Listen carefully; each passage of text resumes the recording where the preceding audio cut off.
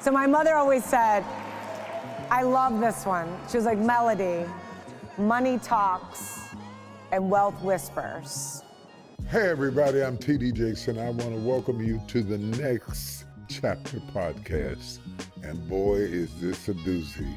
I have a guest, if you don't know, you need to know. Her name is Mellody Hobson and she is in a class all by herself. She is the co-CEO and president of Ariel Investments. She's a passionate advocate for financial literacy, diversity, and opportunity. In this episode, we talk about how she manages her demanding schedule with grace, how to ask for help the right way, and why sticking together as a community matters more now than ever before. We dive into her perspective on today's stock market and the quiet power of not flaunting your finances, but letting your purpose speak for itself. Mellody Hobson.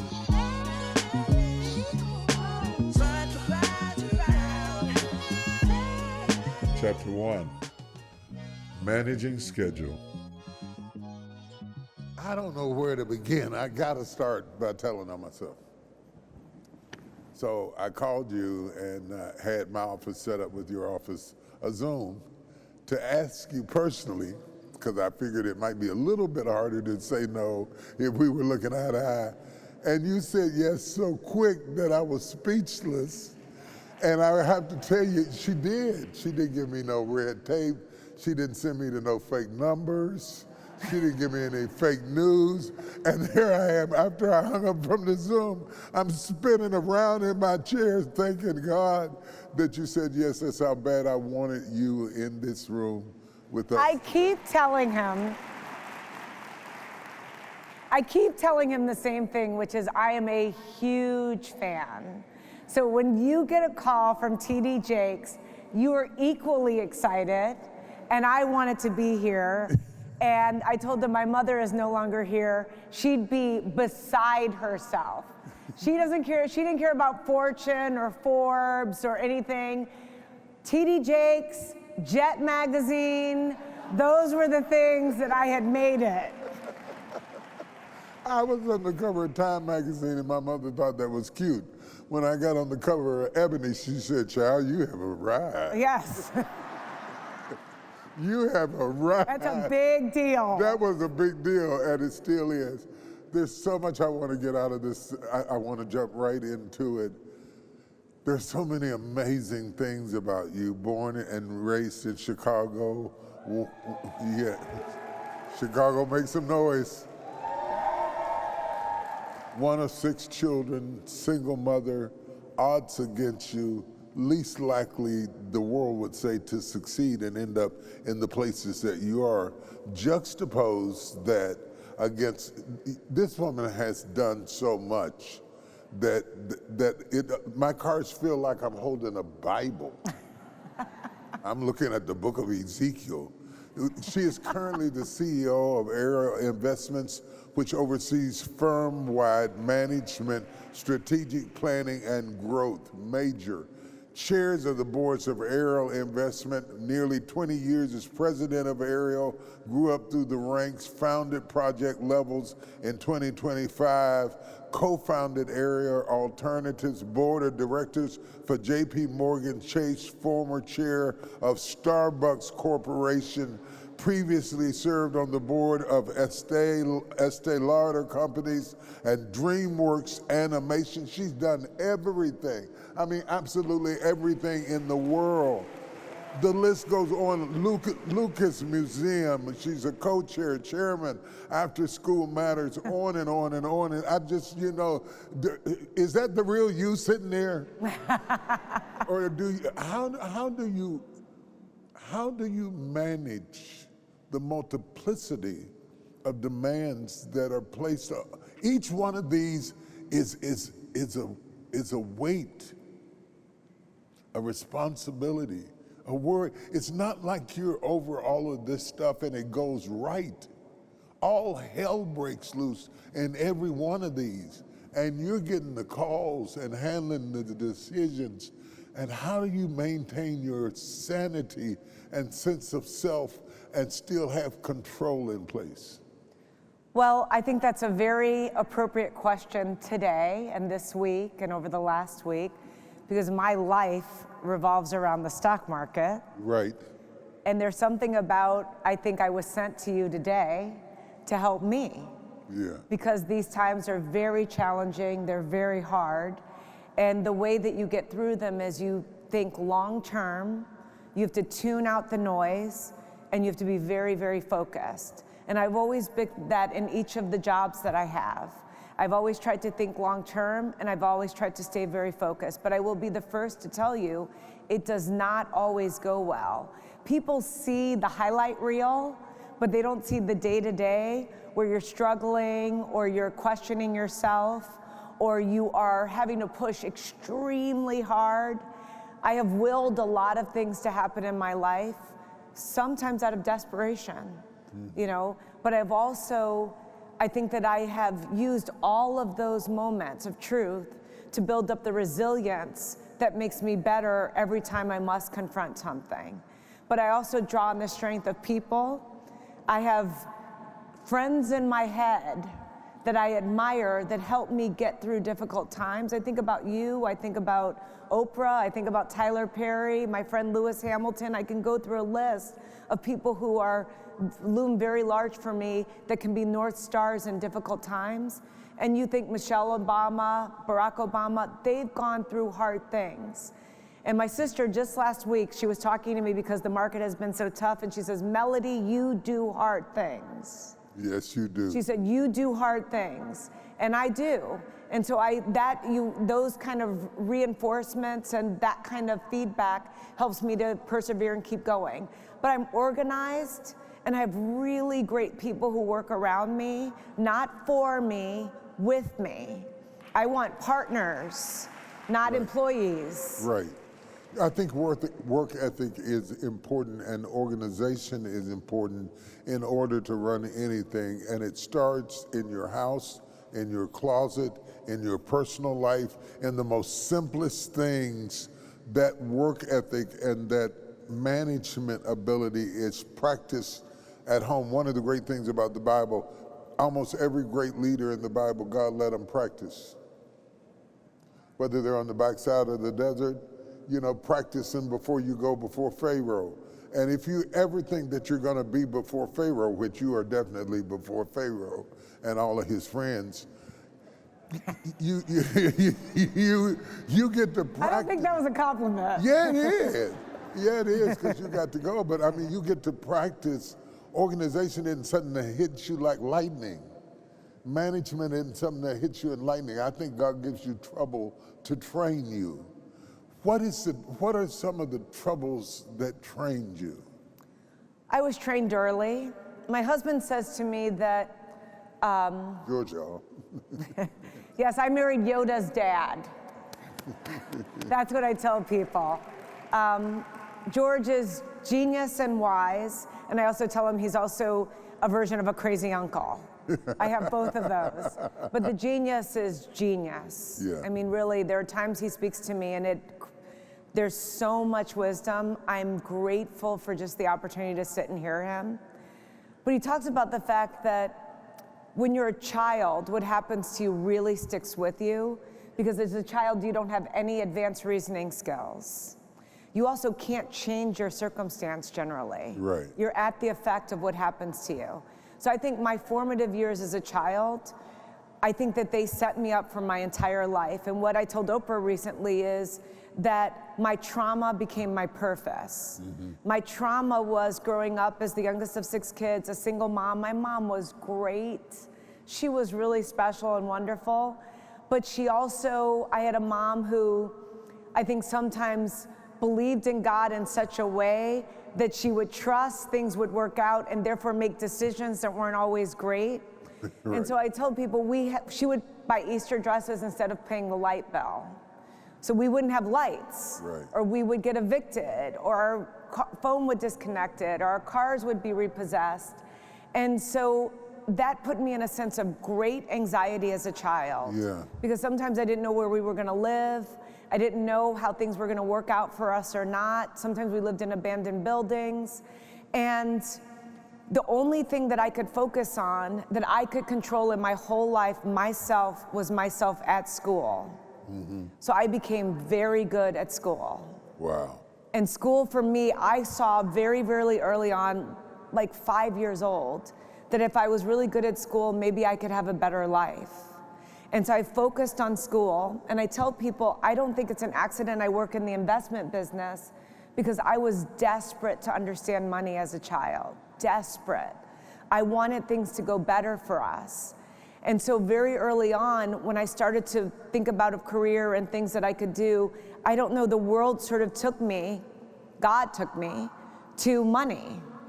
And then it became my calling. So you're an evangelist, and I am one too. But I evangelize around saving, investing, have a better life, teaching your children so that they don't repeat the same cycles. So you don't worry yourself until you're sick. So you don't work until you actually die. You know, all of these things are things that I think about because I've had the opportunity to observe them up close and afar. So whatever you see that I have right now, no, it wasn't always like this. No. It was rooted in a very different place. We had our clothes in garbage bags. They were always there so we could move them quickly. I mean, the thoughts of it is traumatizing to me at times. I can show you pictures of me as a child, and it's like, what are all those trash bags? Our clothes. So but it also lit a fire in me. And that fire that was lit is one that is making me work this hard. I won't stop. It's not about enough. It's not about what I have. It's about what am I here to do? I get it. I totally get it. Chapter 2, don't complain, fix problems. It's so funny because we're not that different in alignment, because we meet at the intersection of human need. And you cannot ignore money from human need. The only reason we got in this building was money. Caught a flight, got a hotel, got something to eat, went to lunch. It takes capital. The Bible says that money answers all things. If it's a thing, it answers. Some things are not things, they're not tangible. But as it relates to tangible things, what I found exciting about what you said is something that I really believe. Number one, pain, if you unwrap it, always brings a gift. And you cannot. I'm going to write that down. if you unwrap it, and it's painful to unwrap it, but if you unwrap it, it always brought you a gift. And you can't have triumph until you've had tragedy, because triumph only works against the canvas of tragedy.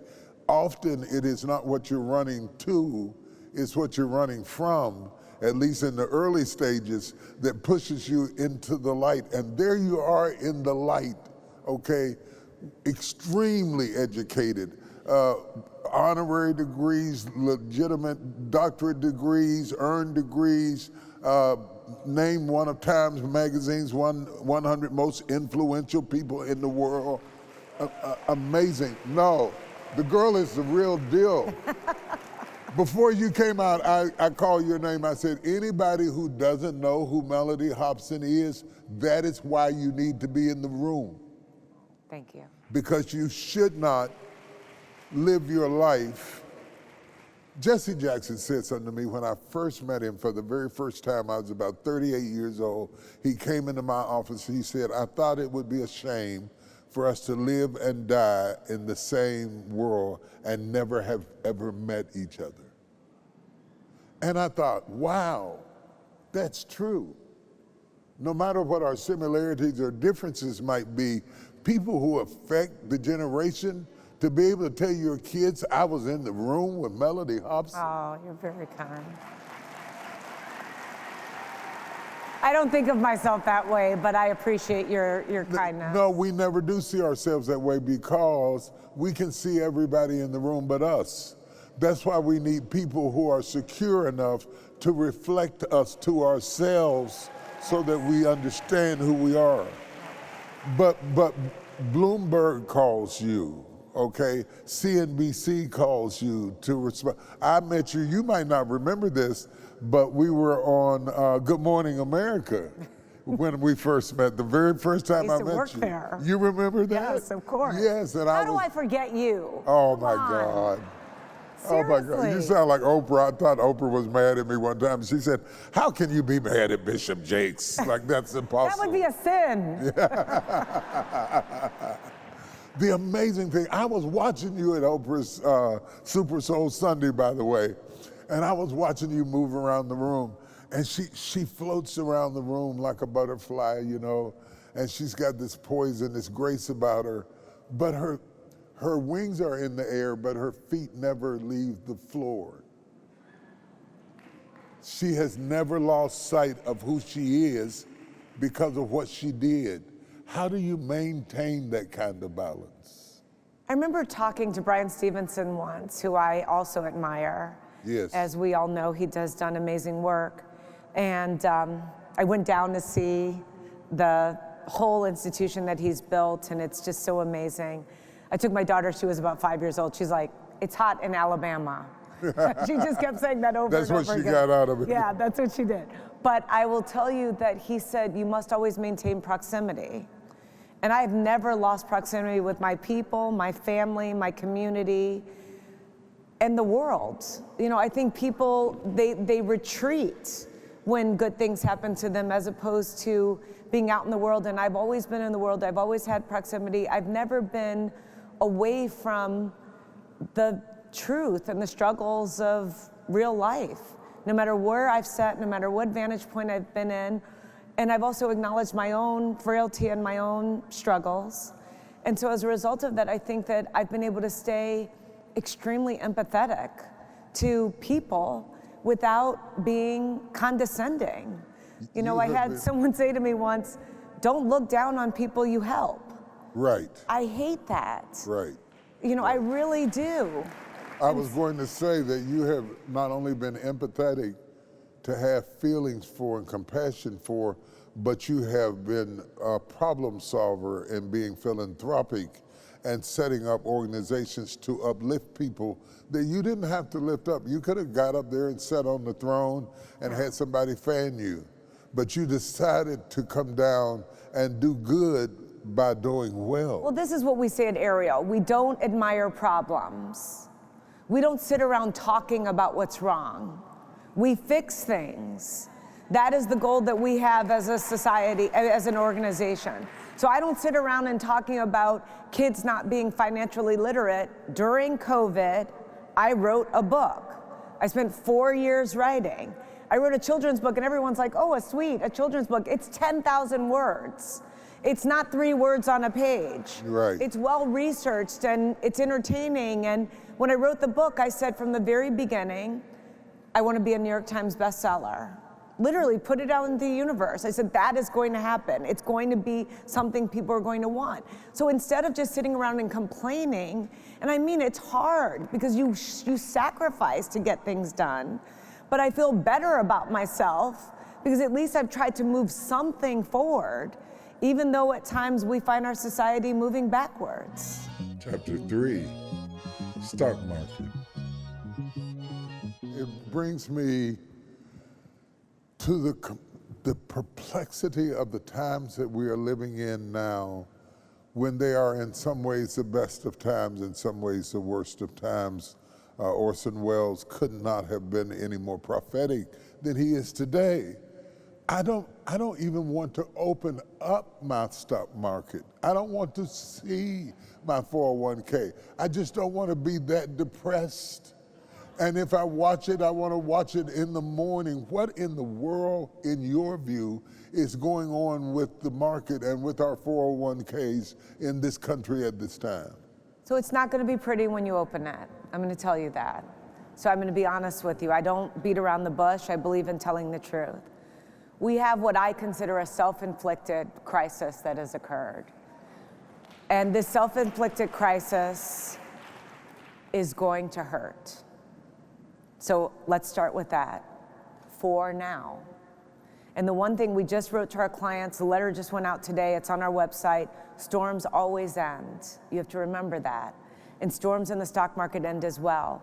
If you look at the worst drops in the stock market over the last 100+ years, Go back to the Great Depression. You have world wars, you have COVID, you have many recessions. I can go through all the bad things that happen. But if you look at the market after the drop, a year later, 2 years later, 3 years later, the story tends to be very, very positive.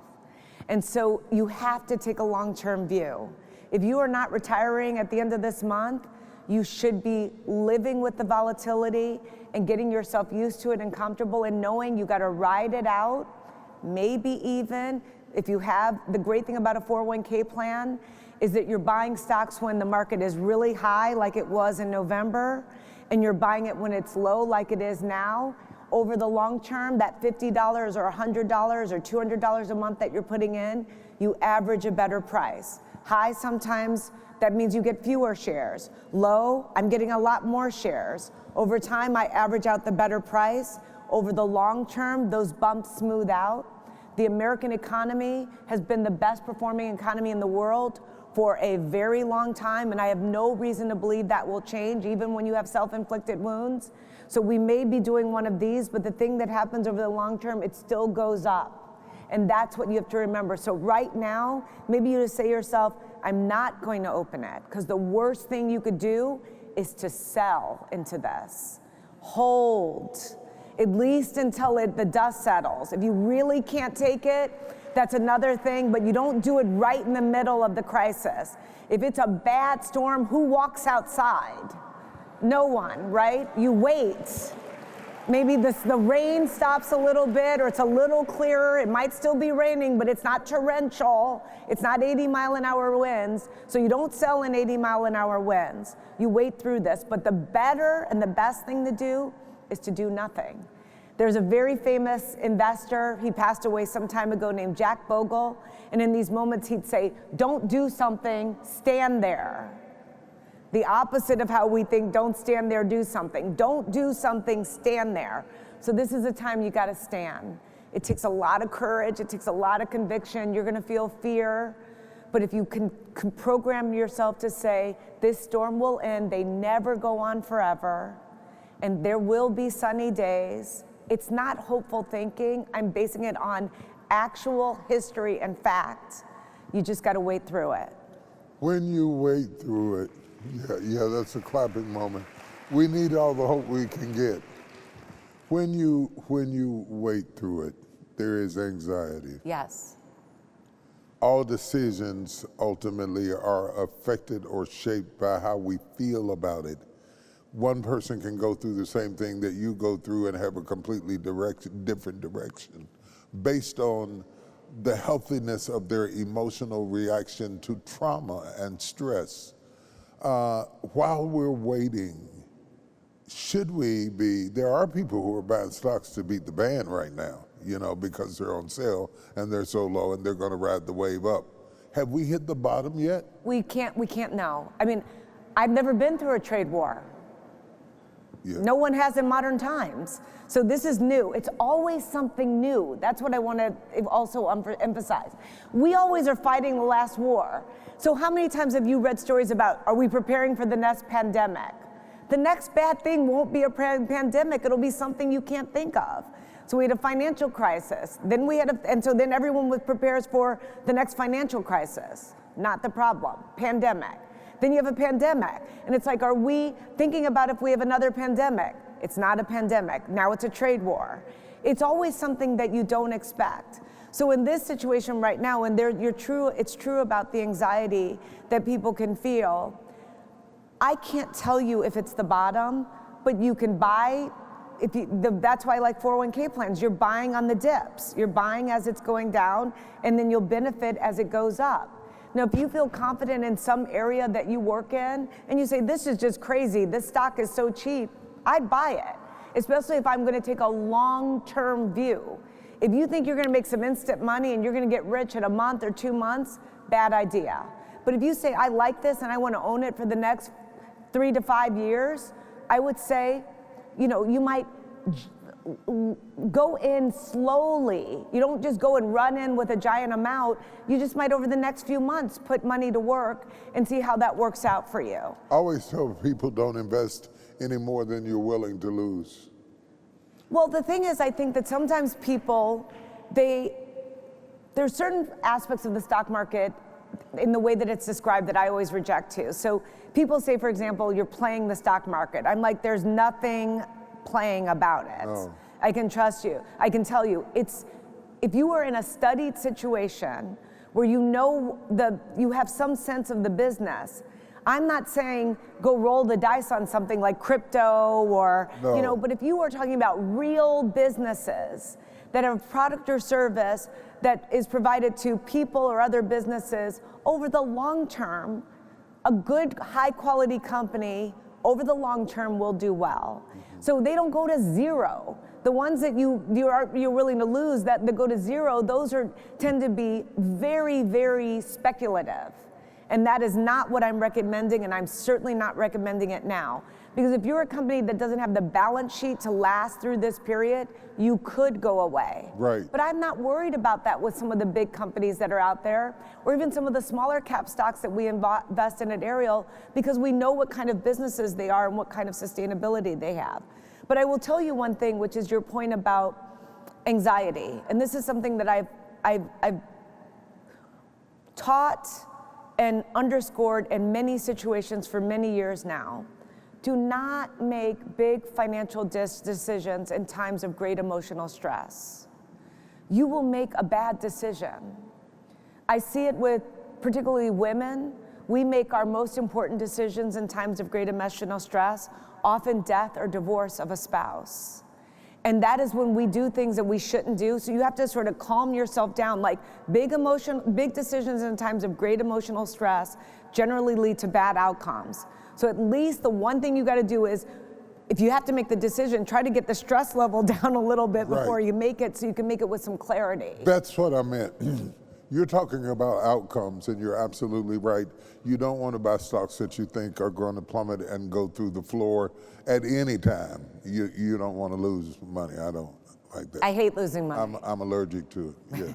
Yeah, I get the. In the business I'm in, sometimes you do lose to win long term, but I don't like it. Any business, it shakes you up. I'm talking about in between times from a therapeutic perspective. You have to have an attitude about it. I do. I have to have the kind of attitude that should this go wrong, I could sustain myself. And the reason it's important in this crowd to establish that is that we are often taught faith to our own peril. That's my mother in the Easter dress. Exactly, okay? So God is gonna fix it, glory to God. We have to help ourselves too. Yeah, yes. So step out on faith, but take baby steps when it comes to your ability to tolerate the turbulence of the market. I can't figure out, we are the world's strongest GDP. We are excelling in many, many areas. Or we were. I don't know if we still are. I might not be up to speed on the latest numbers. Yet we have terrible inflation. We have a looming recession. That's enough to shake the market by itself. And then you add the trade war to it. I don't know which animal to shoot, the lion, the tiger, or the bear.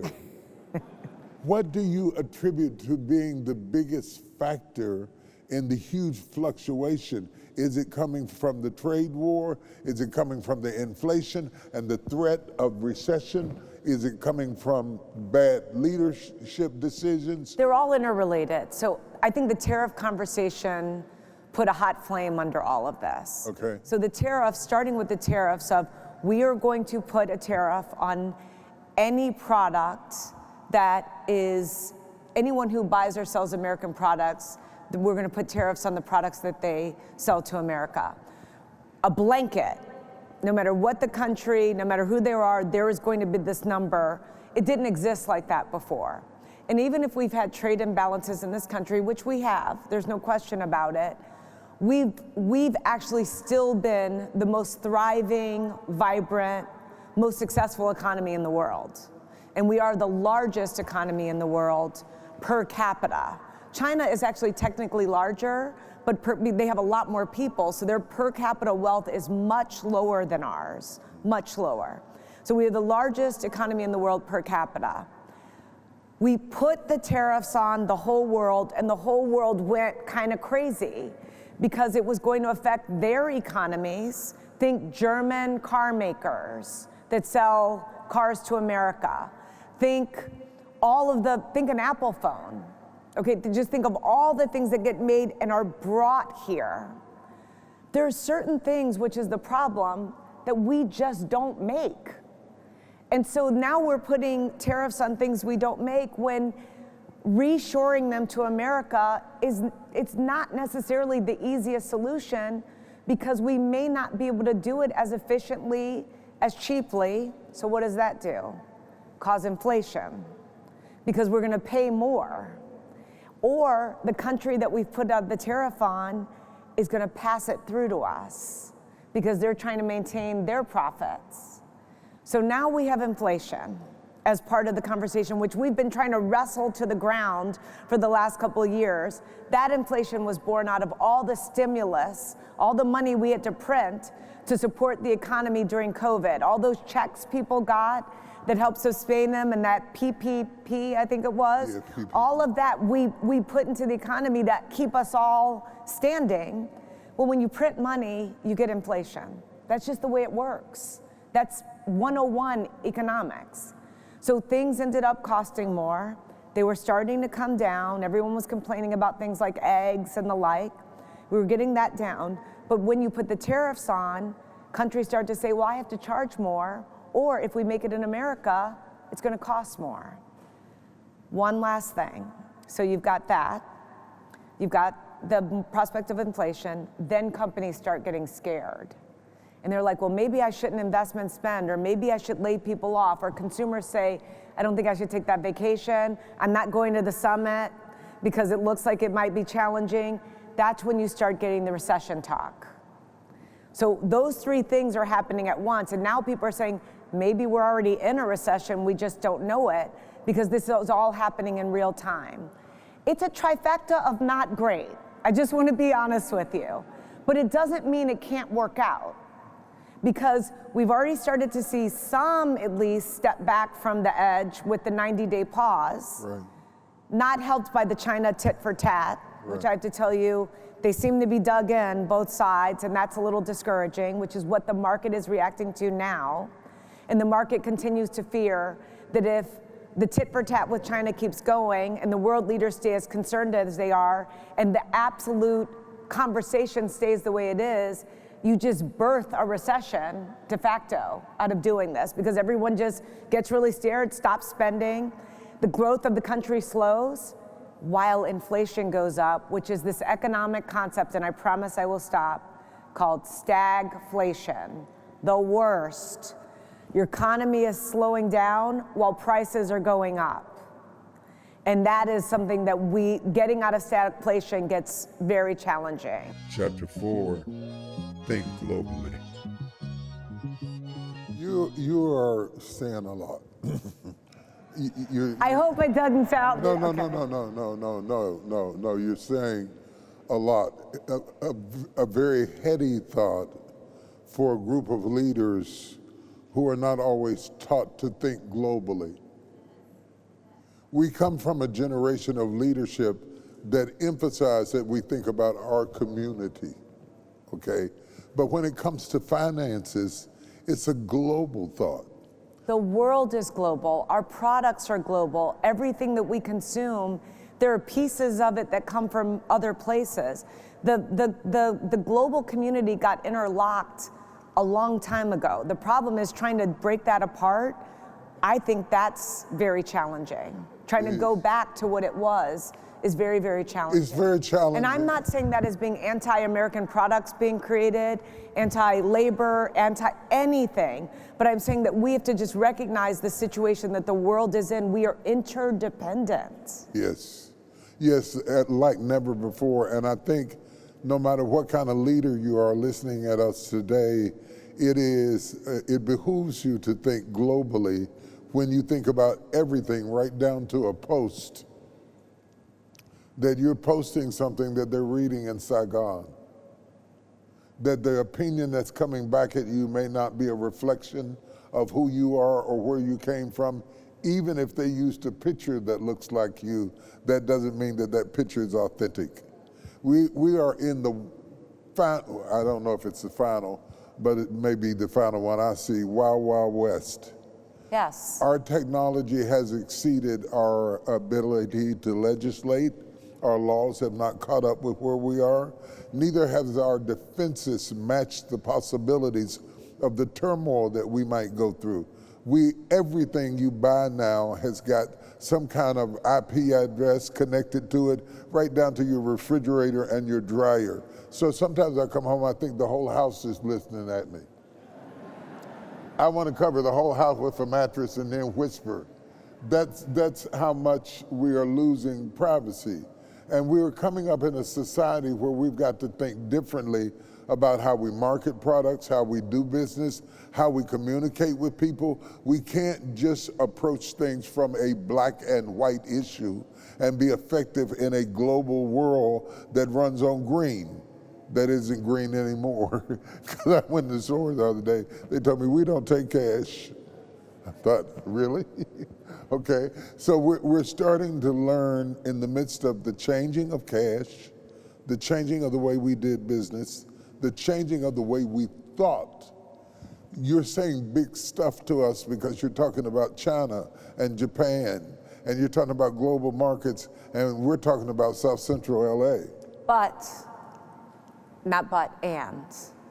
I can give you a lot of examples of small businesses that have been lit up by the opportunity to sell their products in other places, in other countries. There you go. And we see it with influencers, we see it with all sorts of things. So those borders have gone down for us, and those barriers have also gone down for us. Yes. And we have been able to benefit from that. And that can be from the mundane to the most outrageous. I mean, everything from hair care products to food. Right. And it's just one of these things that I think we can't miss the point that we can benefit too. Right. You know, if you do something great today, people can actually find out about it. Right. We are not in a time of covered wagons and news moving slowly by word of mouth. Right. You can actually get a viral thing to happen instantly and create a great phenomenon. So this is what I want you to take away from this. If you are being rejected, it doesn't necessarily mean that your product is bad. It may be that you haven't found your audience. Yes. Chapter 6, Find Your Audience. So let's widen the search for the audience.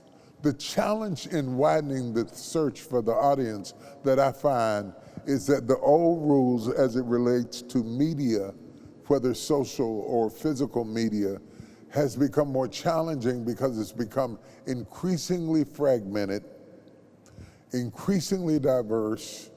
The algorithms are giving you the truth in the flavor you like, okay? And now you're in a situation whereas you had to advertise on Channel 3, Channel 8, and Channel 13. Now I'm dating myself when I go there. Now you've got, people don't even have that. They've got cable, they don't have cable, they do this, they do that. They're listening at satellite radio. You got about satellite radio. You got to move into so many different ways that we don't, as small business leaders and spiritual leaders, we don't always think that our next convert may be from Israel, that our next convert may be from Afghanistan, that our next I get comments from people in languages I can't read. So I have to get the translation button to see whether I ought to be mad or not. So as we think about the world more globally, how does that affect the products you create, the language that you speak, and the colloquialisms that you use tend to be a reflection of where you came from. And I think all of us, even if we only speak English, have to be bilingual because church has its own language, okay? Business, hair products has its own language, AI has its own language. But if you're going into the global market, you have to be bilingual enough to have a conversation on a multiplicity of languages to get in the game. And how does that start? It starts with reading things that you don't understand, looking up things you have to Google, talking to people where you're drowning at the table. But you might drown. She drown me in a minute. I'd be underwater making bubbles. However, I'm going to catch something. And don't be afraid to walk into the room like a fool and leave like a professor. So I always tell people, I heard this from the CEO of Microsoft, Satya Nadella, who was on the Starbucks board with me for years, and he said, I don't want to be a know-it-all, I want to be a learn-it-all. Right. So I thought that was a brilliant thing to say, especially for someone running a company. We call it a 3T, $3 trillion in value. So he's running a 3T saying, I don't want to be a know-it-all, I want to be a learn-it-all. So one is this perspective of learning. The other, which I think is really important, is to understand there are niches to markets where you can master a niche and become extremely successful. The greatest Black entrepreneurs of all time, that's what they did. That's what John Johnson did with Ebony. That's what George Johnson did with Johnson Products. We can grow down the list of they first went to their community. Right. So while you're also thinking about Israel, don't forget about the next door neighbor, because I sometimes think we do that. The other thing that I say to people, which I think is super important, why is your product or service better or different? If you are Me Too, it's not going to be great. You've got to tell me why it's going to be better than whatever is out there, or you've done something with a different spin on it, or you've created a different service, or something that is making people's lives better in some way. So John Johnson took Life magazine and made Ebony because we weren't in Life. So a lot of customers came and said, well, I want to see people who look like me, and created something off of something, but different, that no one else had the vision to do. John Rogers, who started Ariel Investments as the first minority-owned mutual fund company in America, he was 24 years old and said, I'm going to start a mutual fund company. Like, no Black person did that. But he said, I'm going to do it in a very specific way by investing in a very specific kind of company and go against all type. They're going to think I'm a gunslinger, and I'm going to have a turtle as a logo. I'm going to like literally upset the apple cart with what they think I'm going to be versus what I'm trying to be and what I deliver. That was different. Even the stocks that he was investing in was different. So there may be thousands of investment firms, but then he did it differently. So I always tell people when they come and tell me about their products, I'll tell you the rule of thumb I have at Ariel. So I say, if you show me from our marketing team Ariel marketing materials, and if I can put my name over it and drop in the name of any investment firm in the nation and it still makes sense, it's not Ariel. Instead, I want you to show me those marketing materials, and if I put the name of an investment firm in there that is not us, I want someone to say, why does Fidelity have Ariel's materials? Because they know who we are and what we stand for, and that doesn't even make sense that they would have these materials that are, borrowing something that is Ariel. I'm using that as an example. That's not an actual case, but that's the way of thinking. So whatever the product or service is that you have, can someone just drop their name into it and it's still fine? Or is it, nope, that is Miss Shirley's product, right, and it has her logo and her language and her brand and reputation on it, and if L'Oreal tried to do it, it would not make sense. So we then have to think about what is unique about us, and then make sure that that story is conveyed consistently through every medium of communication that is face forward to the people. You can't be saying one thing on IG and something different on Facebook, and your website is saying something different. There's too many versions of us because we haven't thought through, and I want to see if you agree with this, we haven't thought through what is our story, what is unique about us, and what did we come into this world to do. I think those thoughts are the thoughts that require you go sit up under a tree and maybe draw up some things and tear up some things until you come down to some deliverable promises that then become recognizable to people but they can't be recognizable to people if they're not recognizable to you. And a lot of us are trying to be branded by some outside company to be something that's not authentically who we are, and there we are trying to memorize something that they told us we ought to be because they think it might be, and then we haven't tested the market. I was gonna say feedback is very important. Yeah. So no matter what I do, I always go to people and I say, shred my idea. Tell me how dumb I am, naive, I didn't think this through. Mellody, you've got to be kidding. If you're eye rolling, I roll in front of my face. So tell me how bad it is. Now, a lot of times people are very reticent, but I really want to know. Help me before I go into the wilderness and fail. Right. And if you have experience, tell me, but a lot of people don't want feedback. They really don't. You hear the oohs out there? I mean, they really don't. They wanted you to tell them how great they are, and it might be great. But if you say, but these 3 things I would think about, they get an attitude with you right away. If you want to be great, you take the feedback and you work around it. And I can tell you, my team will tell you, I will call the most successful people in the country and say, here's my idea. Can I send me the deck, or can I pitch you? And then can you critique me? To this day, I'm still doing it. Tell me everything I haven't done right. Write notes in the margin and tell me where are your questions. Because if I can stress test this idea with you and you're big time, then maybe I can actually break through and make this work. So if you can.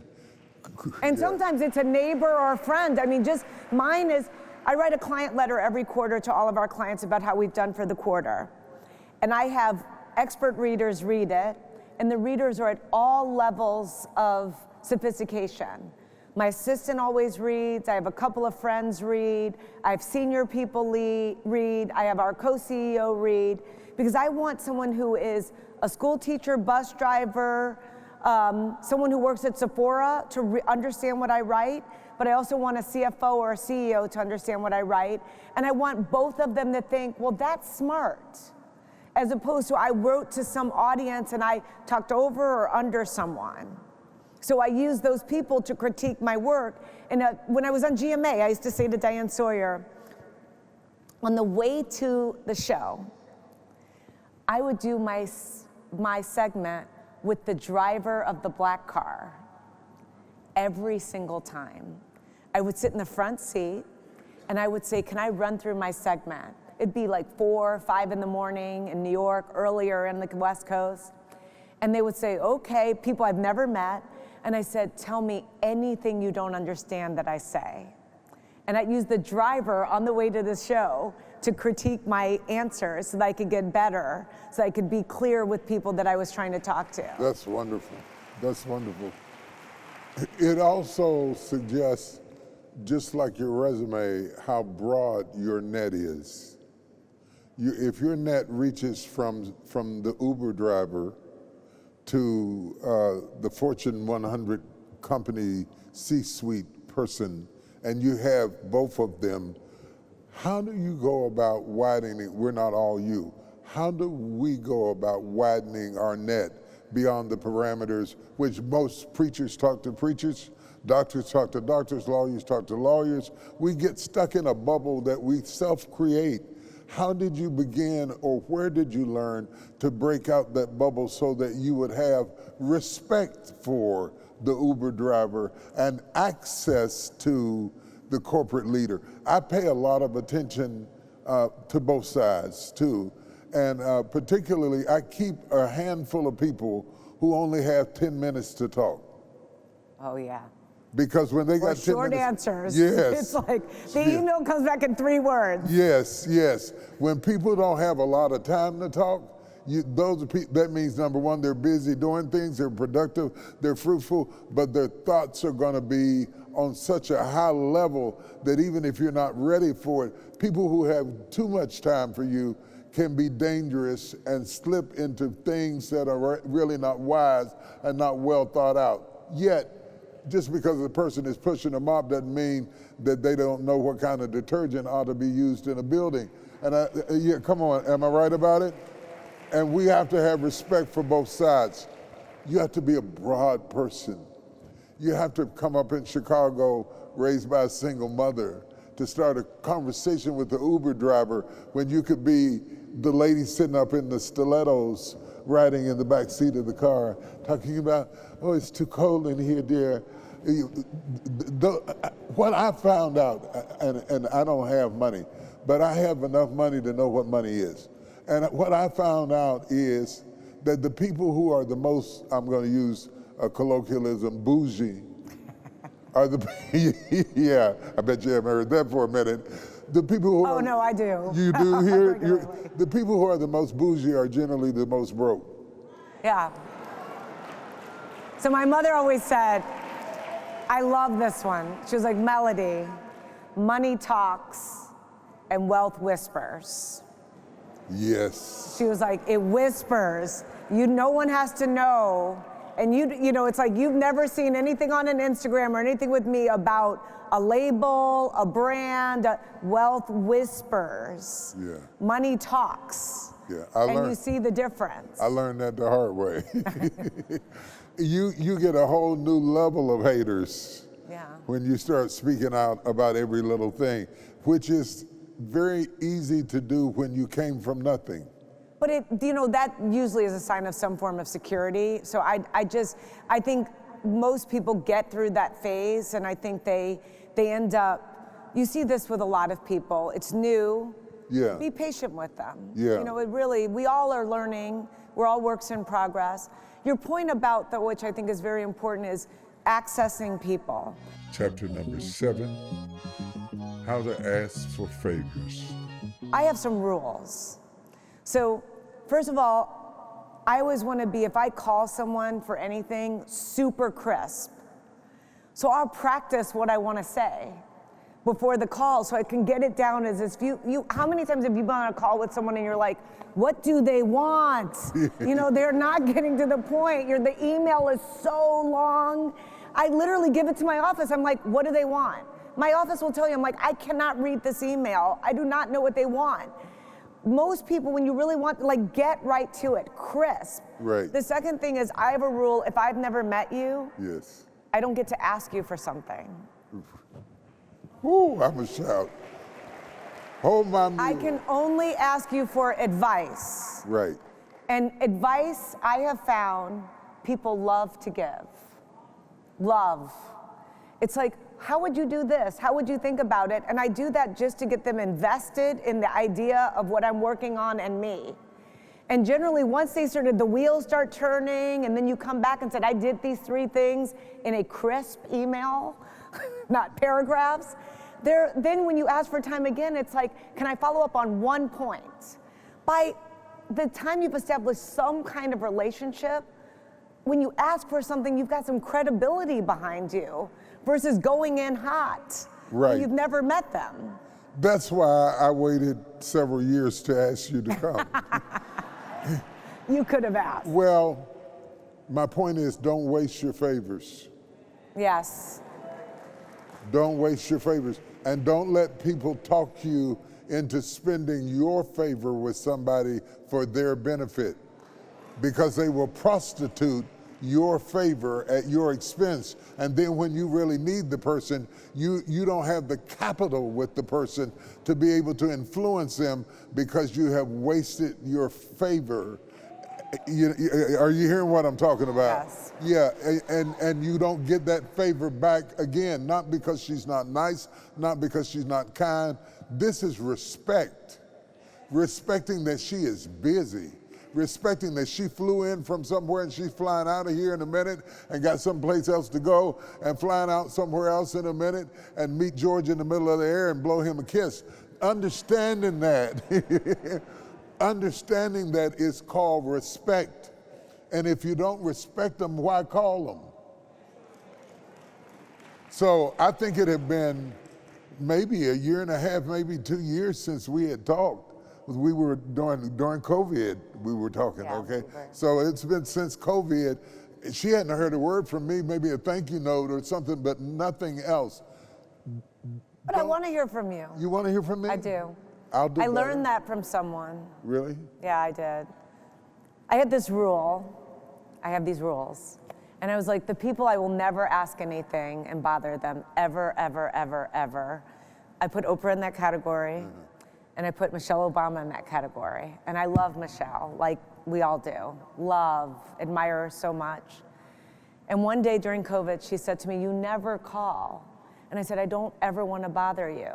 And she said, "Maybe I want to talk to you." Yeah. I have And made that like, mistake too. And I was like, wow. She's like, "You don't get to make that decision for me. Maybe I want to talk to you." And that, it was so touching, but it was also a great lesson. I am assuming a lot, and I am creating a one-sided relationship with someone that would like to engage with me and that I could learn from based upon me just deciding that I am an imposition to them. But I would, devil's advocate, because you're not gonna have all these people over at my house tomorrow. I love you to death, but you are not gonna do me like that. She invited She it. invited That's it. right. That's the point that people miss. Let the other person, the busiest person, make the invitation. Correct. Because you want to make the invitation, you want to be in a position of strength. You don't want the person in the position of strength that you are asking something, that you're knocking on the door every time I turn around and the police are picking you up in a car to carry you away, and I'm praying for you as they take you down the driveway. You want to make sure, and then eventually, as the relationship builds, you got to find something that you bring to the table. That's what I was going to say. Two-way street. Yes. I mean, you can't. There are givers and takers, and there are people who just take, and I don't have a lot of time for those. The ones who are sort of sucking the life out of you. Right. There's an endless list of requests. They never ask you how you are. Ever. Yes. We know these people, right? They go right to their ask. There's no how are things going or how's the family. It's just sort of I need. Yeah, and it's a big difference between Mellody Hobson calling Oprah Winfrey and Mellody Johnson calling Oprah. No. I bet you Oprah's not telling Mellody Johnson. She was a superstar in Chicago. Yeah. You know, these are people. I used to write her letters. Right. Telling how much, literally just letters saying I'm such a fan, or not cheesy, but just, you know, you said this and it actually made a difference in my life, or that sort of thing, and not wanting anything, just expressing my admiration and appreciation. But I don't want to say that name in a way that's inappropriate. It's just there's so much respect there that I have for her, and I thought she's led a way for people like me. Michelle has led a way, and they've been wonderful beacons of light. I mean, literally, but I also recognize they're real people with real struggles and lots of stress, lots of pulls on them. And I just never wanted to be an additional version of that. We had a shooting in a major hospital in Dallas, and I wrote the CEO and the president of the hospital a letter of condolence and telling him how I was praying for the hospital during this time. I didn't even know him. I said, I'm praying for the hospital during this time. I know this is a difficult time to lead people who are depressed and brokenhearted. And he never forgot it. He responded, he wrote back. Just being kind to somebody in need. He didn't know who I was, but just to show compassion. Sometimes you don't have to have a relationship to start a relationship at a moment of pain, simply by being thoughtful, being humanistic, and being caring. I think letters are really powerful. Very powerful. Cherished. Yeah. And they pack a punch. People remember, if you get a stack of mail, no one opens the bill first. If there is a personally addressed letter to you, you will 100% open that letter first, and you will remember it. Absolutely. So I tell our team that all the time. I'm like, handwritten notes go a long way, a long way. Except when you write like me. My wife, I always get my wife to write my letters. It looks like calligraphy. Chapter 8, Stick Together. We're coming to a close. We're running out of time, but it's very, very important. How do we get through this? Just average, ordinary, small business, regular, everyday black, brown, and white people. How do we get through this? It's going to require us to be really resourceful. I'm being really honest. It's going to be challenging. This is going to be a hard time for some of us. And I think that we will have to, and this is my thing I'm saying on every call, in every meeting, we are going to have to stick together. Your neighbor is going to need you, and you are going to have to help them. And I think that we have to understand that's why we were put here. It may mean that we don't get to do everything we want to do, but this is a time where we have to shore up each other and for the sake of our community. And I hope that what comes out of it is a stronger version of our own communities. And that could be the silver lining here that gets created, that we become formidable. Because in times of great stress, that's what we have been. When you look at the other difficult times we've had as people of color, as women, as whatever you want to call it, during economic strife, whatever it might be, there are times that that becomes a moment of truth that creates so much resilience and so much greatness. Some of our greatest people, leaders, moments have come out of the most difficult circumstances, and that's what I hold out to. But the only way we're going to get through is we have to stick together. That's it. If you call me, T.D. Jakes, I am going to be there to the best of my ability. Because if you say you need me, I have to believe you do, and I would hope you would do the same for me. When I came here, I said, I needed you. I needed your soul and presence today, which I was meant to be here so that you could help me. And that is what this conversation has done for me too. Quick questions. I'm going to get every drop of juice I can out of you in the moments I have. FDIC regulations, big banks doing business. Is our money safe? Yes, your money is safe. I'm on the board of JP Morgan. We are more than capitalized. I can tell you, you are not, your money is insured, and you're not having to worry about anything like bank failings or a run on the bank. The banks actually reported earnings today and yesterday, and they have been, today actually, the earnings have been very strong. So that you can put off to the side. What about local banks? The local banks are also insured. What about CDFI? They are insured. So you are not, that is not something for you to worry about. Your money is safe. Unless you have, now it's not insured if you have $30 million in the bank, but everyday Americans, your money is insured by the US government. And the way it works, I just want to tell you one thing, what happens when a bank fails, just so you know. We have bank failures regularly in our society. You remember Silicon Valley Bank a few years ago and First Republic? Right. When they fail, the FDIC insurance is paid for by all of the other banks. So it's a self-sustaining mechanism.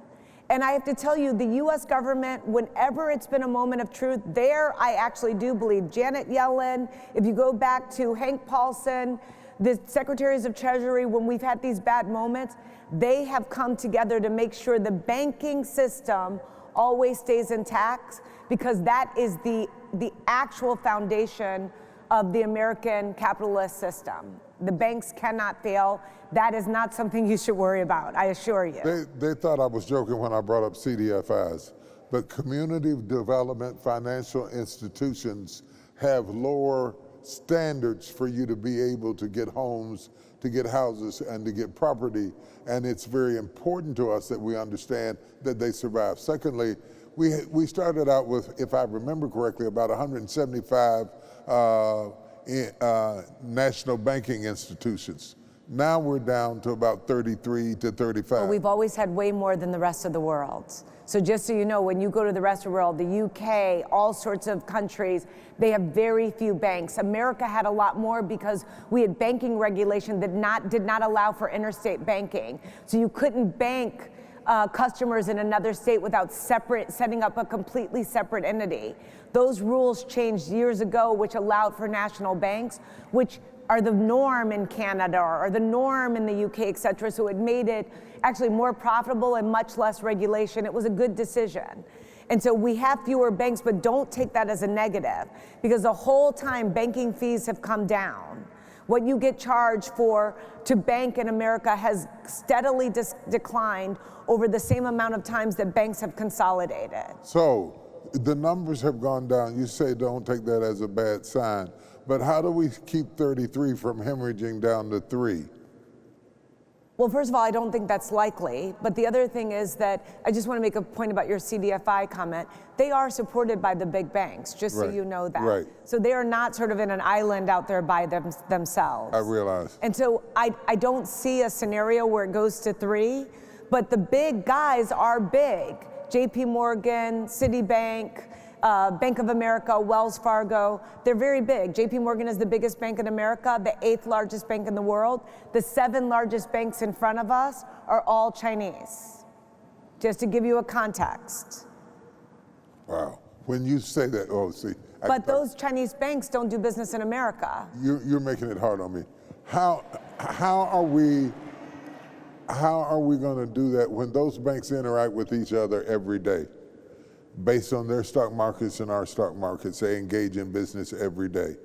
Most of the time, we're not even watching the ticker tape flowing at the bottom of the thing to know how to get in the game. So it's almost like it's a foreign language to us, and yet currency has no boundary, okay? Currency is money in motion. It's flowing. It's moving. So the days of putting money in coffee cans and burying them in the backyard like your grandmother did is over and foolish and unwise. And even putting it in a banking account, by the time you deduct the low interest rate from the taxation of the capital gains that you made on the money, you might be losing money. You might do better to put it in a can. Am I right so far? Okay, well, I never like the can because, just FYI, most people forget where the can is, especially as they age. FYI, my mom's can was the Bible. The big white Bible on the table had 20s in it and things like that. When we started to get really scarce, we were all shaking out the Bible to see if we could find any money in it. But I'm not recommending that. You want your money, if you're saving, in a traditional savings account so it's protected. Okay. That's very, very important. When it comes to investing, though, the one thing I tell, especially our community, because this is new to us, why? You don't learn about investing in school in America. You can take wood shop or auto in a high school in America today and not a class on investing, which always leads me to ask audiences the same question. Who whittles in their spare time? Who is cleaning their own carburetor? No one, right? But you can take those classes and not take the investment class that is actually essential for the future of yourself and your family. So what can you do? I tell people, start with a very simple thing. I am begging you to read a newspaper every day, begging. And in the middle, there's a business section, and even if it feels bad and unfamiliar, just read it to familiarize yourself over time. You start hearing words, you start reading about even local companies, it starts to give you some comfort. We go to the first page and the back. So we do the headlines on the first page and sports. That's generally what we do. I'm just asking you to spend a little time in the middle. And as you spend a little time on the business page, and it's, it's not a lot, it'll start to acclimate you to the language of money that will ultimately make you more comfortable. You'll see a word, you might look it up. You'll see a company, you say, what does it do? And over time, I'm not saying a month, I'm not saying 3 months, but over time, you start to get more and more comfortable. My mom, last thing about my mother had dementia. She died when she was 85 years old, about 11 years ago. She had me when she was much older. My mom, until she died, had my sister reading her the Wall Street Journal and Cranes. Even when she couldn't understand anymore, it was a habit. My mother, who didn't graduate from college, who had 6 kids, I've gone through all the things, but she started, because of me, I would say just read a little bit, and then more. And when my mother was blind because of diabetes, my sister read the Wall Street Journal and Cranes to my mother. And she learned when she was in her elderly years, which tells me anyone can learn. Chapter 9, Goals and Dreams. I'm a preacher. We get to close at least 3 times, okay? In my mind, you have 2 children. okay, Ariel and Everest. And you're kind of mommy over both. For Ariel, define to the audience what Ariel's mission is, what it's about, and what your dream is for Ariel. And then tell us what your dream is for Everest. We want to make money for people so they can live better lives. They can have the life of their dreams. They can send their kids to college. They can start a business if they want. They can buy that house. If it's an institution that the pension fund is making the money for the pensioners, if it's an endowment or foundation that they can give away more money or do whatever it is that they do. We want to help people have better lives financially. That's our job. And we do that by investing in the stock market, and then we also buy private companies as well in our private equity business. How many people on staff? We have 140 people. We have offices in Chicago, which is our headquarters. We have a big office in New York, and then I have an office also in San Francisco. How do you manage that many people? How's your corporate infrastructure? They have senior people that run departments. So we have a general counsel who's also chief administrative officer. She's responsible for operations and technology. We have Les Brunn, who runs Ariel Alternatives, who's responsible for our private equity business. We have John Rogers, who founded the firm, who's responsible for all investing. So all the investment people report to him. And we are co-CEOs, we're co-leaders, which I don't know why more people don't do. He runs everything related to investing, and I run everything related to the rest of the firm. And we have very separate responsibilities, where we engage and communicate throughout the day on our individual areas, which allows us to do more individually. So, clap, that's a clapping moment. That's a clapping moment because, well, several things. What made you pick them? Because most of us are victims of hiring the wrong people. Yeah, so you can't hire friends and family. I mean, it's just like, we gotta start with that one. It's like, it's really, because you just won't do the right thing. I assure you that when you have, my husband always says to me, obviously he made movies, and he says, Mellody, it's not called friends business. It's called show business.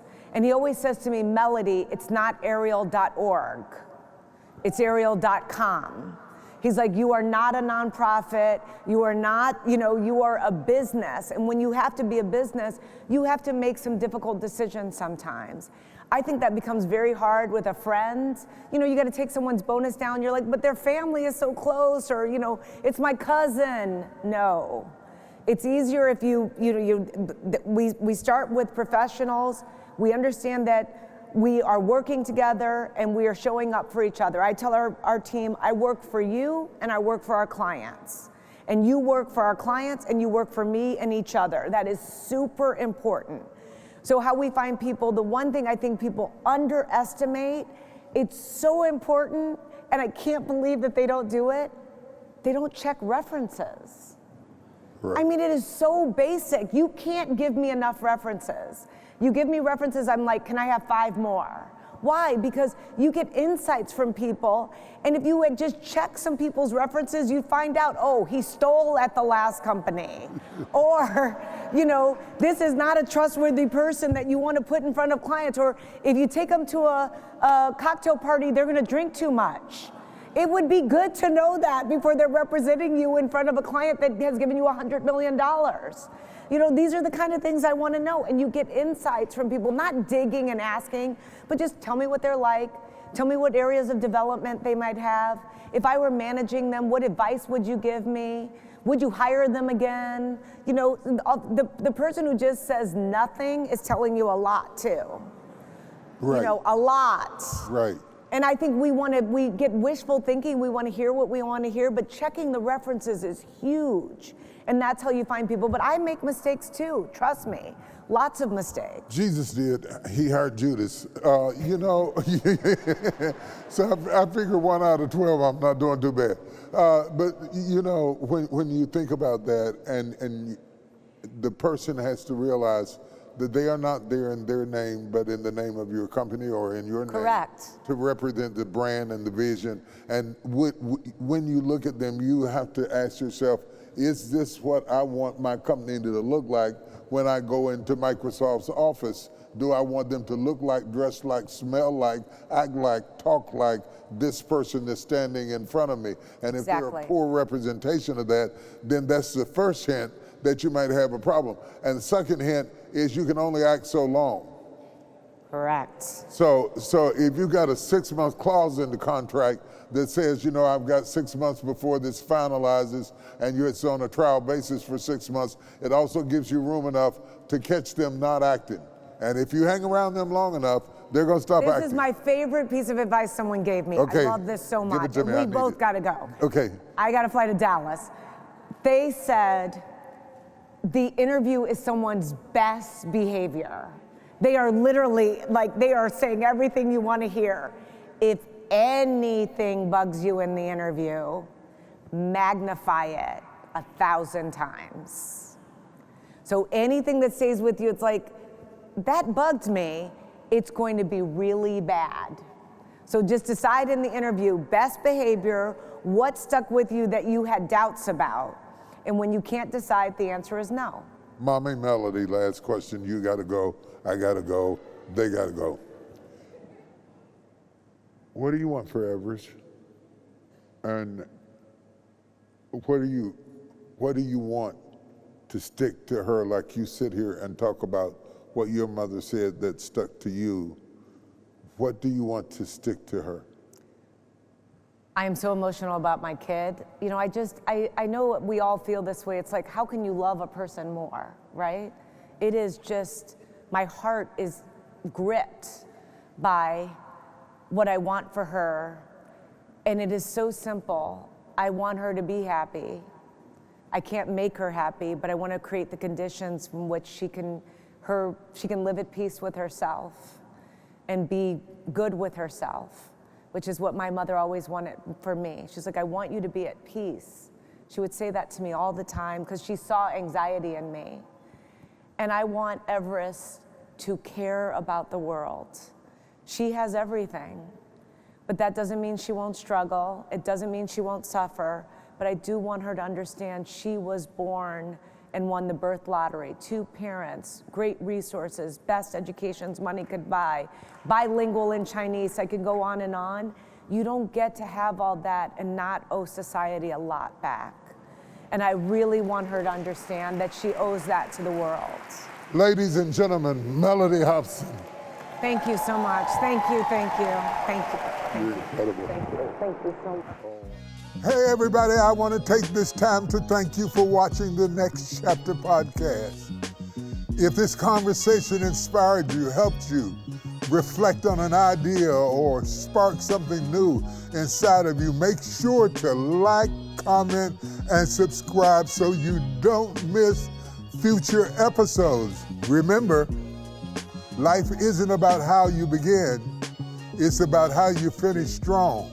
So start your next chapter with us right here every week.